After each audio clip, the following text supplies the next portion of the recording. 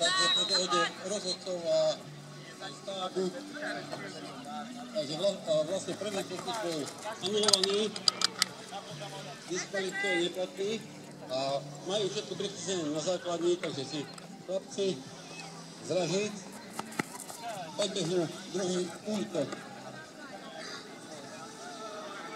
aby naozaj nezdržiavali čas, nespávali tú techniku a podobné veci. Krásne! Teraz druhý útok, súhlasili s tým, bolo to dohnuté, takže je to na nich. A dúfam, že im prajem, že nepocháca tradíciu úspešných útokov.